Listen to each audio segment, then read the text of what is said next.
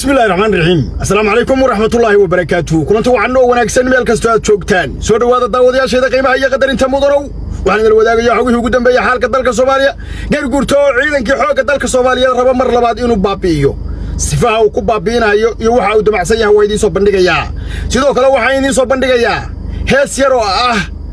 waa digniin warkayguye dib u fiirsha waanada Puntland yaan dab lagu shidin yaan dadka yaan la barakicin qaran kara dib loo dhigin barta intaan qodobada ugu gelin heestu waa yahay soo dhawaada marka qodobka koobaad oo qaaba dhigay heesta iyo digniinteeda iyo barnaamijyadeeda iyo falanqaynteeda dib bay iyo ahaanaysaa garguurte iyo kooxdiisii ayaa shir jaraa'id qabatay waxay rabaan ciidankii ayaa la kala soocaya xuquuqdu ay nagu soo gaarayaan ciidankii beelweynta daarood ama ka soo jeeday raxaweyn ama digil iyo mirfle wixii aan hawiye ahayn qaasatan abgaal aan ahayn sida ciidanka loo kala soocay ciidankii saddex meelood baa loo kala soocay ciidanka xoogga dalka Soomaaliya wixii aan hawiye ahayn waa la soo aruushi waa la kala soocay ciidanka waxa leeyahay magaca hebel wayada magaceed hebel xagee ka soo jeedaa deegaan ahaan halkaas qabiilkaagu waayo عاد بالمتر وقالوا قلبي دوك بيمركوا يريادو قبيل كاغا شيك بالله والقريه مرحان بانا حقتك حقو تغيا يا تاي ما جرتين ما على مدوك با كسو جيدا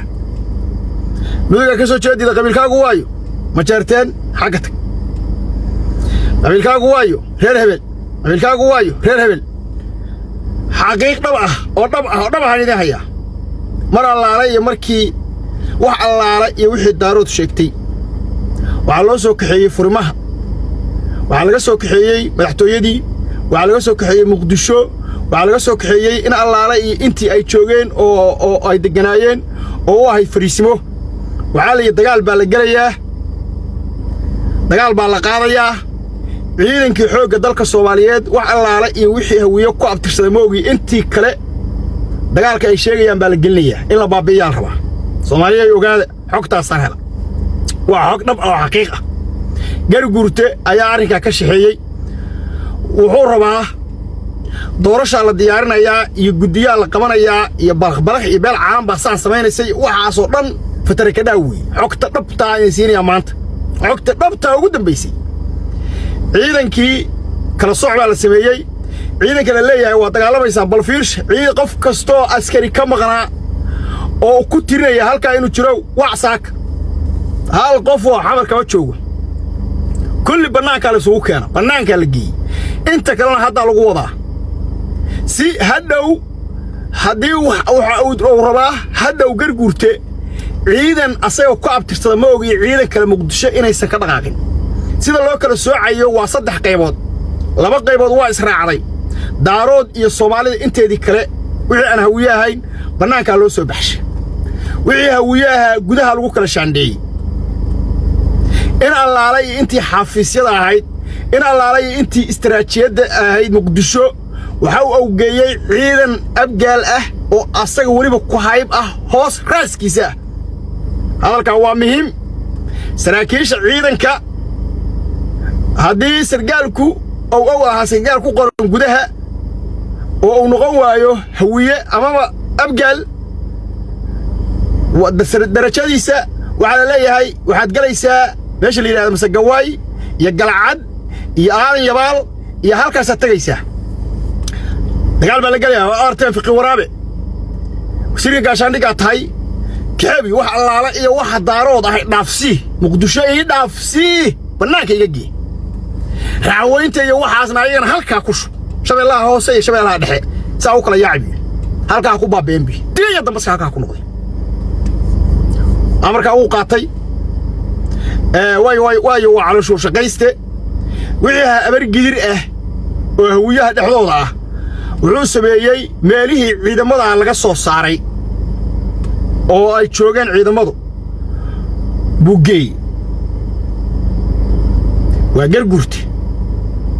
in allaalay intii raxaweyn iyo daarood ku abtirsatayna furmaha dagaalka la geeyay dagaal jidiye jahalaawe ah oo ciidanka loogu talagalay in lagu baabi'iyo baa la bilaabay ogaada warkaas qofka soo askari ka maqayo askarigaagi baadi goob geeri iyo nolol sida u raadsan lahayd u raadso xaalku caadi ma aha ciidankii waa la kala soocay midabta kor baa yimid gaari gurta shisheeyihii waa la soo hadlay ismaaciil hor ama ismaaciil cumar geele saa u taqaanaanba ama ismaaciil harab fariin buu siiyey toos oo degdeg ah bilow buu yidhi ciidamada kala shaandhee kala sooc waxa la waxa daarood ku abtirsada iyo raxweyn oo aad ka shakisan tahay inay haddii hadhow aad rag isqabsataan oo xaaladdu xumaato inay raggooda ku biiraan bannaanka gee asiiba waxa la waxa daarood ah soo afjarbi waa la soo afjarayaa bannaankaa la geenaya waxaa ciidamada bannaanka jooga hal askari oo hawiya kuma jiro ogaada salkeeda xaqiiq wey waa daarood bay u badan yihiin iyo raxweyn hawiyiina gudihii muqdisho ku kala soocay ciidamada aan fariisimaha laga soo kaxeeyay furinta la keenay oo leeyahay dagaal baa la gelinayaa baa dib loo keenay ayagana saasaa horta xamar ka socota Puntland heestaas horta waa hees aad iyo aad ii qiiragelisay been ma aha waa hees dhab ah oo dhab ah wey hees cajiiba wey hees tilmaamaysa wey inaan Puntland dab lagu shidi karin dadkeedana aan la barakicin karin qarankana aan wax loo dhibi karin marka heestaasu iskalaaji baa qaaday maasha allah waa hees wanaagsan sidaa u qaadayo iyo Puntland danaynteeda qofkii danaynayo ama Puntland ka soo jeed ama Soomaali kale u dhalo ama daarood ahaw qofkii heestaas ama calanka danaynayo oo calanka Puntland ama Puntland wax ugu taalo barnaamijka meel fog gaarsiin haddaad gaarsiin weydaan waxaan xaqiiq noqonaysa waxa sheegtaan been inay tahay waxa sheegtaan inaysan waxba ka jirin ay been tahay maanta iyo waxaan ku kala daawan doonaa calankaas iyo heestaa isa saaran waa digniin warkaygu yaa ninkii kaxayn waaya qofkii kaxayn waaya magacna islama sheegano dadna islama nihin barnaamijka commentiga la rabaa leegtaa la rabaa sheergaraynta la rabaa si toos ah uga soo muuqanaysa barnaamijka qofku kaxeeya oo fogeeya uu ka dhex muuqanaya kii aan kaxayna hadda adeer maxaan isku nahayba marka hore dalku iyo dadku waa Puntland xaqiiq marka la yiraahdo badbaadiyaha Soomaaliya ama ma taqaanaa dee qaran saaka lagu xisaabtamo oo Soomaaliya ku xisaabtanto hadday ganacsi tahay hadday amni tahay hadday ma taqaanaa ay sheegday dhaxmar tahay had isku halayn Soomaaliya isku halaynteedu saaka waa Puntland marka la isku halayo ay sheekar marka la isku halayo ma haysan Soomaaliya ma haysan والله بين ما يدي شيء مر ساكر سيدا ولا اسكو هلين كرو او اما امن اما حق دقاله اما si kasta haday tahay waa Puntland waajib baa ka saar inay ilaarsataan qof kasta oo aqli leh oo muwaadin Soomaaliyeed waajib baa ka saar inuu ilaarsado afadu ku ilaalin karo ku ilaasho adin haduu ku ilaalin karo ku ilaaliyo waajib baa ka saar marka heestaas waxaan u soo qaatay waxaan kala baranayaa hees عادي معه وحوين بيتماميسا قفك دنينيو يوتيوب كدارود ميديا كوسو بير هادنا لغري شير غري